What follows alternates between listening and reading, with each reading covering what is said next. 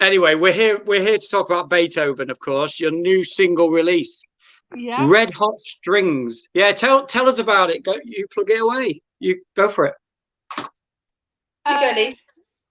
Well, I mean, this all came about because Sarah and I we were friends way back when, and then we lost touch, and then we got back in touch, and started doing gigs together. And then at the start of lockdown, Sarah announced that she was going to do a live stream every single day on Facebook. And I said, "You are completely insane." That is so much work, particularly when you're trying to hold down a family and a job and all the rest of it. And obviously we both lost all our performing work, like every other musician pretty much. But anyway, she pushed ahead with it. And then when Boris allowed you to have a friend in the garden, we got together.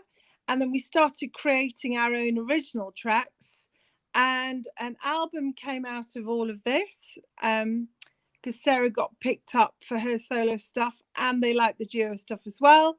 And so Beethoven is the second single from the album, Sundowner Sessions. Sandstorm was the first, which is a solo yes, yeah, that's track. right. Yes, I did see that one. Yeah, and then Beethoven. So it was kind of it's an original collaboration between Sarah and I and Mr. Beethoven, God rest his soul. Yes, Mr. Ludwig. Yeah, and Sarah's crazy about house music, so, and I'm quite partial as well, so it ended up being a deep house track. Well, I love what you've done with the We didn't expect to find a deep house kind of chord progression and vibe that would work with a hook line from Beethoven, but it did. And we've actually also got a track we've done with on a similar concept with Mozart, which is equally as good. So when the album's out in January, that'll be on there, and it's just brilliant because people know those hook lines, but a lot of them don't know where from because they're ingrained in life, as it were. So when you add a new spin to it from a musical point of view, it makes people sort of see it differently, and it's lovely that it becomes a completely new way of experiencing something like that. Yeah, I mean, the way you've done the track, with the house music and over the actual Beethoven, and you've sort of modernized it, haven't you? Made it your own as well. Yeah, definitely, and we work together to create harmony. Because a lot of Beethoven's, that part of the symphony, the violins and the violas and cellos, they're kind of all in unison. So we've actually created our own harmonies, kept the hook line on the top. So you know the rhythm is correct, but not much of it is. A lot of it is very different, actually, in fairness. So we've taken probably 4 bars, haven't we, Lisa? 4 bars of correct classical music. The rest of it isn't. It's our own interpretation, very much, to make it work. Yeah. And it does work. Everything has a beginning, a middle, and an end, exactly how it would have in Baroque times. But it's obviously not from the Baroque times. Has it been well received so far? Yeah, it has. I mean, every time we played it live, we've done it a few times live streaming on the Sundowner Sessions. People have absolutely loved it. But people want to get up and dance, definitely. How long have you both been playing the violin? Go to Lisa first. Well, I think the correct answer is forever. Like most violinists, you start somewhere normally between the ages of sort of 6. I was quite late. I was 8. So yeah, I started playing when I was 8, but I could fully read music by then because I started on recorder. And then I took up piano, and I also studied viola for a while. So yeah, forever basically. And Sarah, I think you were about the same, if not a bit younger. Yeah, kind of 6. Started at 6. Yeah. Switched and added viola in it when my arms were long enough at 13. So I mean, both of us kind of reached that grade 8 standard quite young, which doesn't mean anything actually in this day and age. A lot of people kind of use that as benchmarks for good players or not good players. It doesn't make you a better musician. It just means you've technically got there younger than other people. Absolutely. Yeah, I don't think so. And I think actually, not to go on about, I have a bee in my bonnet about these things, but a lot of parents whose children are playing and learning assume that if they're not at grade 5 by 13, they're not going to make it. When that's not what music's about. And technically, you can be an amazingly good player and do grade 8 at 18. It doesn't matter. And we both, both Lisa and I were very lucky to have a really amazing music education and to be surrounded by the right people to give the right encouragement, as well as family, keep us going. Because I think everybody wants to give up at 14 because it's not cool anymore. And then suddenly we've made it cool with our electric violins. And my daughter, who plays, her friends think I'm really cool, which is so great, because suddenly violins and cellos and violas don't have to be playing scales and Mozart and Beethoven for the rest of your life. It can actually be with a beat. It can be pop. It can be deep house. It can be classical crossover. We do a lot of improvisation as well, which I think less and less string players do that. So no music stand, and it's just how do you feel over this music and make it work and improvise and play and really perform and really feel the music. And I think a lot of people think that only jazz players do that, but actually anyone with a good ear and a good technical ability can do that on any instrument. So it's nice. I feel like we've kind of broken down some of those musical boundaries that string players are stuck inside often. Well, I think that's the beauty of creativity as well. You could just, do what you want with a track. Yeah. Beauty of being a musician, I guess. Yeah. But because of our training, coming up with chord sequence, I mean, obviously harmonically it has to work, it has to make musical sense. So that was the starting point, to find a clear and musical chord progression. And from there we were like, what hooks can we find to go around that chord progression? And we worked from that. So musically it was always going to make sense, because the bass layer, if you like, the chords are musically coherent. But what's been really fun about it is just how we started with nothing, just like a chord sequence, ended up with all these tracks, because we've got about, is it 5, Sarah, of the original ones recorded now? Isn't it? I think it's 5. And we've come up with, and these tracks, and every time we play them, we still love them. We're still like, oh, this is, we still get a buzz out of playing them. I mean, well, of course. I mean, that's the enjoyment as well, isn't it? If you get a thrill out of it, that's what it's all about. It is, and I think other people pick up on that. They see Lisa and I have played together for a long time, so we're really in tune, sort of as technically as players. So and I think that takes a long time to gel between people. You hear people saying that as singers and choirs as well. So I think when we work together, instantly we'll come off with our bows in the same way on the violin, just without thinking about it. So that unity and that kind of real togetherness, which is attributed to very, very good playing and performing, that comes to us without thinking, which is just from playing together for such a long time. So playing together and creating original music has been such a joy. We're often been in our careers playing everyone else's music. So to actually be releasing our own music is brilliant, absolutely brilliant. I think that's amazing as well. And you've worked with some great artists in the past, you two, haven't you, between you? Yeah, we've got quite a good list, haven't we, Lise? Yes, I've been searching on the website. I've been doing my homework on the website there. We can put some good stories for off the air. I can promise you. Yeah. Who was the most, I'd say, inspired musician that you worked with, or the one that you proud of working with? Okay, do you want to answer that first, Lisa? Whichever. Sarah, you go first. No, Sarah, you go first. Okay. Lisa, you go first. I don't mind. I think the most inspiring, definitely, and that's actually the most recent for me, is working with Annie Lennox. Yeah. Wow. Any musician, we were in a rehearsal, not many of us as well. It was a small group of musicians with her.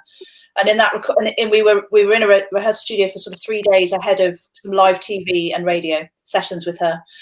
And as soon as she opened her mouth, we all stopped playing, because I've never heard anything so powerful. It really was just incredible, and such a lovely, beautiful person with it. We've worked with some very famous pop acts, Lisa and I, both solo artists and not, and I can, they're not all lovely. And so to meet with somebody who's truly inspiring musically, truly inspiring as a character and as a personality, I think if someone said, what was the best day in your life? I say, well, that would rank pretty high for me. I've heard that about these famous musicians, that they're pretty closed off people, some of them, aren't they? They don't like to get involved with the public. No, I mean, it varies. It really, really varies. I had a very lucky to tour with Madonna across Europe many years ago. And again, we were sort of not really part of it, but part of it. And that's how that felt. Whereas just working with Annie Lennox, we were part of her entire creation that over that period of time. That was the difference. So I think they are, I bet it must be like a proud moment for yourself, though, to actually think, well, I've worked with them people, I bet it feels great, like Andrea Bocelli, just to name but a few. Yeah. I mean, talking about I think one of the acts that really impressed me was, I mean, both Sarah and I have worked with opera companies. So whenever you play with an opera singer, I mean, most of them you'll have never heard of, but they always blow you away. So Simon Cowell came up with this concept of a man band called Il Divo, who've gone on to sell absolutely gazillions of albums.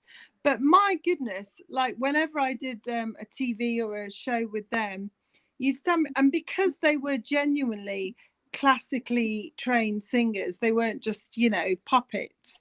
It was really blinking powerful. There's four opera singers with you all blasting it out. And it was, I used to get a real buzz doing shows with them, actually. And they were nice boys as well. So how did it all come about there, where you was working with these top artists? How did it, Sarah, how did it come about? Yeah, well, that kind of opportunity of work comes through different connections. And as it is with life, I think I can openly say it's all about who you know.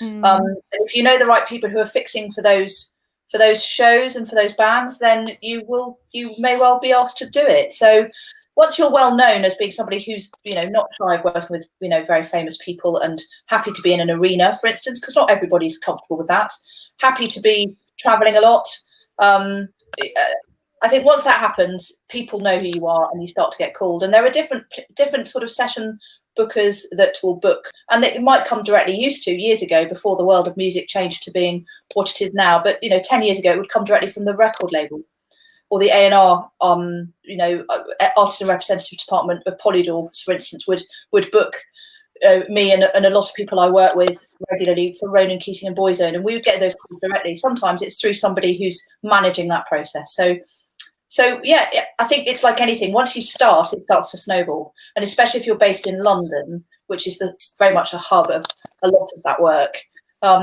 it tends to snowball, doesn't it, Lisa? Yeah. Do you feel like that, Lisa, as well? Yeah, and absolutely. I mean, because I met Sarah improvising in a club in central London late one night when we were very, very young. And I was already doing some of this TV work. And then my contact said, oh, do you know a viola player? And I said, oh, yeah, I've just met this girl, Sarah. And, and the rest is history. So, and it is very much, as Sarah was saying, it's who you know, but also you've got to have the right look. You've got to have the right vibe. You've got to be, professional. You've got to be quite easy to get along with. And quite amenable, because often you're thrown on stage at the last hour, asked to wear bizarre things, and you just have to be okay, and it does tend to be the same group of musicians doing most of this work. So you just kind of go around in a circle, really. But it's extremely ageist. So once you get to a certain age, there's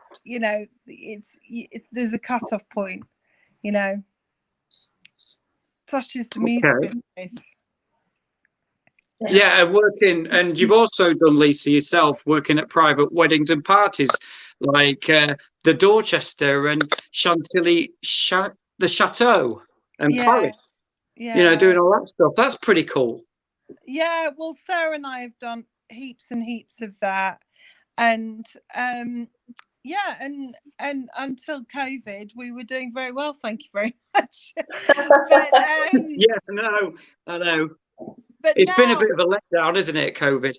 well, the thing is, it's absolutely decimated the performing arts, as everybody is aware, which is why Sarah and I have decided to take our, take our lemons of life and make lemonade, and we're doing a live stream on Sunday. Lemonade in the sunshine. Yeah. Well, it'll actually be lemonade by the fireside, because it's going to be a Christmas concert by a fire. Fingers crossed. So yeah, it'd be amazing if your listeners would like to buy a ticket for that. And tickets are on Tides, redhotstrings.tides.com, isn't it, Sarah? TIDZE. I'm going to tell you now, actually. She's going to look it up for me. She's got it on. She's on the ball. While she's doing that, it's this Sunday at 6:30. We're playing everything from memory. No music stands. Oh, that's going and leaping in without a net. That's risky. And there's going to be, I know, that's down to me, and I get very cross. Lisa gets very cross with me because I say we can't have music stands. That's not who we are. Oh my goodness. But I'm like, that's so much work. That's so much memorizing. She said, no, we're doing it. So guess what we're doing this week? Memorizing. I take it, Sarah, that's how you prefer to work, off memory. It really is. I mean, of course, of course, in many instances you have to have music stands, but for me, we're not that kind of string section. We're not an orchestra. We don't need to do that. And I love the freedom of music, the freedom within performing in music, when you can improvise and you've got 16 bars to just go, and you may not have a clue what you're going to do. And for me, that's the best part of playing an instrument. So I think even when, obviously we have to learn our parts, actually, I find I work by ear a lot anyway. So it's not so hard for me. That's not the same for everyone. I understand that. So learning it, having it in your head and not having music, I think makes a better performance. And actually, this is the first time we'll be professionally live streaming online on Sunday. We did 100 performances throughout lockdown, and that was just doing it ourselves. So this is time we've got professional camera and sound, and it'd be really interesting. It's got to feel like we've got connection with the camera. You don't want to watch people staring at music, It's about us having a conversation with those people who have bought tickets, who are going to watch us perform. And also we work together. We look at each other a lot and we move. So you can't do that when you're sat with a music stand, I don't think. Yeah. And how long has the Red Hot Strings been formed? Quite a while. Oh gosh, yeah, quite a while. A good few years. But I was saying that so I had a couple of previous duo partners, but because Sarah and I had kind of lost touch.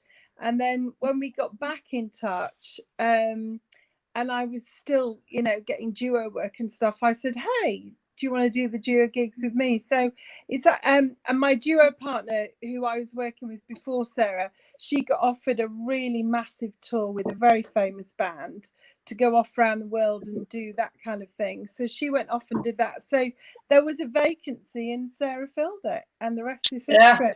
Here we are. Wow. I know. Are we allowed to say the link?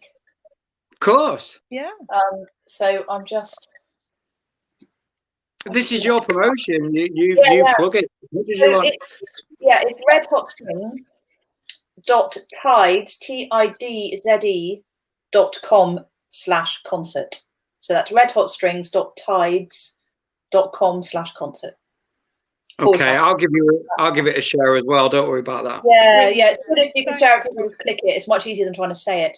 But I think what we're going to. Well, I know what we're going to do on Sunday is really special, because there's 11 tracks on the album coming out in January. All these tracks have been the result of 100 free live stream performances that we've done, either on my own or we've done them together, since March the 22nd. So it's been a hell of a kind of journey, all of this. And of course, as we went on and on, we got better and better at recording it, the sound of it, the lighting. We're moving around my house, garden, indoors, outdoors. You know, we played in the garden all the time. I mean, it was really a huge amount of effort and time and everything was put into this, not just from the musical side, but from the visual side. So what we're going to do on Sunday is we've picked, well, the whole album is being performed, plus some Christmas themed music and a couple of other tracks that we both just really love. So it should be, hopefully for us as well, really enjoyable to do. And you know, something really exciting and positive. And for everybody else, you get about an hour and 20 minutes of live music. Yeah. So, and Lisa's going, oh my God, why did I sign up for this? no. But but basically, nearly all the gigs I do are actually all from memory. So there's just been a few things Sarah's thrown at me saying, actually, we're going to do this. And actually, I'm like, okay, I've got a week to memorize this. But no, I'm sure you'll do it. I'm sure you'll smash it. Oh, she's already smashed it. Honestly, she's already smashed it. I've smashed it. There you go. I've already smashed it. And I've practiced today. So I'm feeling quietly confident. That's it. Just get them practicing. You'll be fine. Yeah. I'll be fine. You know, the thing is, the great thing is though about it is, you know, you feel so nervous beforehand, but when you play that first note, you're at home, aren't you? Yeah, and I think as long as our sound, and for us always, and this is the one Achilles heel of an electric instrument as opposed to an acoustic one, is if the sound levels are not right, you won't relax. But we've got time to get that absolutely bang on. And the fact that we managed it on our own through lockdown with our own setup and our own sort of, you know, sound equipment, we know exactly what it needs to be. And if the sound is good, Lisa and I will really relax into it and really enjoy it. I know that. Yeah. And you work really hard as well. That's really good. Positive, passionate about music. Oh yeah, we are totally. We just need people to buy some tickets now. That would be amazing. That's the thing. Yeah. And enjoy the concert with us, with a glass of their favourite whatever, tipple. Not encouraging too much drinking, of course. Of yes. course. Yeah. A drinking moderation, guys. So Beethoven is available on every platform, isn't it? Amazon, iTunes, the works. Music, yeah. Okay. And who come up with the Sundowner Sessions name? That was me. And that was in a flurry of panic on March the 22nd. When I started doing it, I suddenly realised it needed a name. So the Sundowner Sessions, because the weather, if you remember, the weather was amazing. So March, April and May, we were all stuck at home, steeped in sunshine in our gardens, if we had a garden and were lucky enough to have a garden. Yes. So it seemed right. And each night, it was a different track at 6:30. And I invited everyone to have a drink. So I always had a glass of rosé at 6:30. And it just felt like a sort of holiday sundowner moment. And so it just seemed like a great name to call the album the same name. And people recognised the logo because it was a part of the kind of graphics used on social media. And sometimes we had 5,000 people watching us. So, you know, it was a really good following. It grew quite quickly. And who come up with the big question is, who come up with the Red Hot Strings name? That was me. I like the way you work there. Yeah. Because I always thought I had a quartet called Blaze, so I thought I'm going to keep with the theme of fire. So because I like the energy and fire that we give out on stage. So I thought Red Hot Strings, and plus it's a very easy name to remember. You can't go wrong. And I was just going to ask you about what types of violins you have as well. Mine's right here. Is it Hofner's? Hofner style? Zeta. I can't see. Oh, right, okay. And the lights around the edge look really cool. Yeah, that's a bit of that's homemade, but it works brilliantly. It's great in the kind of, you know, in any dark environment. It looks superb, actually. Really. I was just going to say, can we hear a bit, Sarah? Oh, I'm not plugged. Oh well, yeah, actually, yeah. Oh. Right there. So this is Sarah Mallock playing her violin.